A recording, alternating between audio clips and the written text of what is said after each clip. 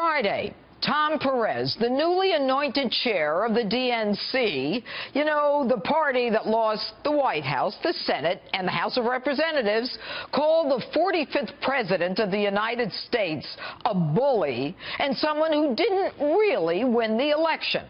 In fact, Perez was a bit more exorcised in his rant. Take a listen. We have a bully in Washington in the White House. Donald Trump, you don't stand for our values. That's what they said.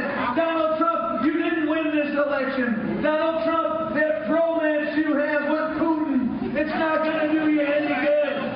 Donald Trump, we will resist. Don't stand for our values? Pray tell, Perez, what are our values and what is it that you want us to resist? Law and order, the letter of the law, the Constitution, the plenary powers of the president to protect Americans? I have a prediction to make. While the left acts like children who just can't get over the fact that Hillary lost the election and simply won't stop their abusive invectives against the man who was constitutionally elected, yes, that's what I said, constitutionally elected, calling him not legitimate and his cabinet scumbags, that man is doing the job we hired him to do.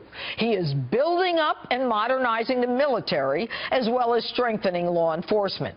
With General John Kelly, he is ridding this country of some of the most dangerous elements who simply don't belong here and weren't allowed here in the first place, like MS-13, illegal gang members who swear an oath to kill others, the ones the liberal lefty mayors want to keep here, risking the safety of their own law-abiding American citizens. And with General James Mattis, the military is poised to destroy those cockroaches known as ISIS in Iraq and Syria, just as President Trump promised. Imagine a president who not only does what he says, but can actually figure out what the end goal is, as opposed to President Obama, whose feckless foreign policy was to have no strategy and who graduated to contain ISIS and then decides to degrade and destroy them, all of which, of course, never happened. And all the while, these namby-pamby wusses obsessing that Russia interfered with our election and our democracy. But these bozos still haven't figured out what exactly Russia did. But they must have done something because Queen Hillary should have been coronated. Instead of admitting that the woman was so desperate for power that she sets up a private server to both collect money and run the government, and you know the rest. And by the way, the Russians didn't write her emails, the ones that sunk her. She did. And by the way, the Russians didn't give Hillary the questions before the CNN debate. Donna Brazile did.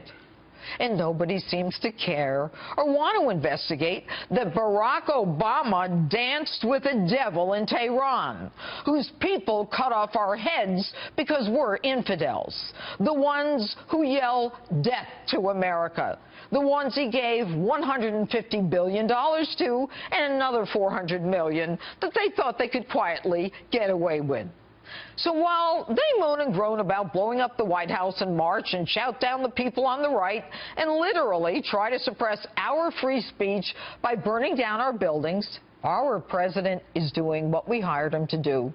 He's building up the military. He's dealing with the greatest historical threat that confronts America today, the threat of North Korea backed by China. North Korea with Kim Jong-un at its head, whose relatives all fear walking over a bridge in case it opens up and the piranhas end up eating them, and who by all accounts is as unbalanced as Barack Obama's budget. And so my prediction? If and when the clash of the titans does come, these wimps, the one who will never give up their airplane seat for someone in the military, the ones who demand that they speak and shout you down so you can't, and who will never pay the price to speak, will be the first to pee in their pants and run under their desks and will thank their lucky stars that President Donald J. Trump and his generals had the guts and the instincts to put on their big boy pants every morning and face the reality of the real danger that is confronting America today. And that's my open. Tell me what you think on my Facebook page or Twitter, #Judge Jeanine.